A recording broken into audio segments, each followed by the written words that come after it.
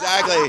That's usually how it happens, right? A little bit too late. So I'm standing here with Jim Rice, Tony Rice, and Dave Larry.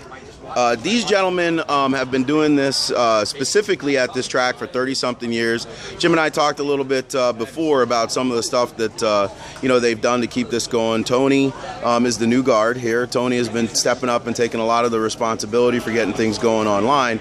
And then there's the perennial Dave Larry. I remember the first time I met Dave, he had a broom and he swiped some guy's car off the track that wasn't paying attention and wasn't following the directions. And I have to tell you, Dave, you've been an example to me, and honestly, I appreciate the way that you guys run this race and run this track. You don't take anything from anyone, and I appreciate that because I always have a good time when I come here, no matter how poorly I did, kind of like this event. So anything that you have to say out there to... It's been real good this week. Actually, this has been one of the best years as far as everybody cooperating. I think our reputation is pretty good. This has been the tightest competition I've ever seen since I've been here at the Winternats. I don't think it's ever been any closer. I tell you what, in that last race was proof positive of that, because I walked into a conversation, unfortunately, as it was ending about some of the competition, and Tony was out there in it. Tony. Yeah, next year, 45 minutes, maybe I would have had enough time. No, it was pretty good overall. The car was good, and just not enough time to get up in the bump-up position. Got it. All right, well, I'm going to walk around here to Jim, because I love talking to Jim. Listen, this guy, I tell you what, man, this guy, I'm proud to know you, Jim. You're a really good guy. You give a lot to this hobby, especially here in Florida. There's a lot of people that wouldn't be doing this if you weren't doing what you're doing. So at first, I'd just like to say thank you for that.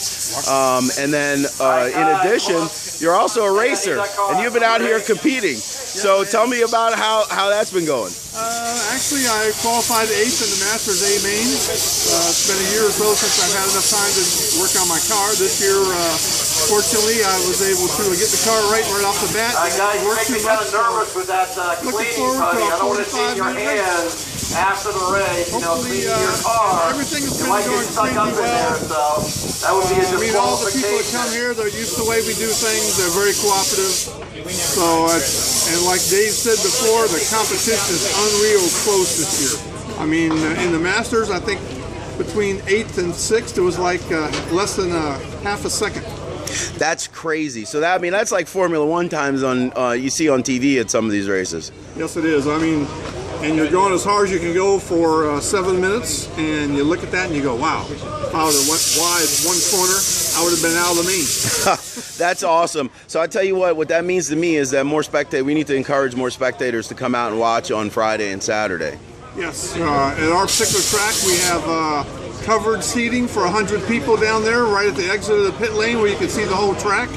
And it's free. If you want to come out and watch, you're welcome to do so. Awesome. And I have to tell you, Fort Myers, especially around this time of year, is beautiful. The beaches are beautiful. There's a lot of stuff to do, a lot of great seafood. If you want to go jet skiing and boating, all that stuff is here. So come down and see us next year at the 2016 Winternats. Yep, we're already planning, getting dates set for the Civic Center. As soon as we have them confirmed and get our contract signed, we will post them on RC Tech and get the word out online. And you can start making your plans. Awesome. Thank you, Jim, and good luck. Thank you. Great interview.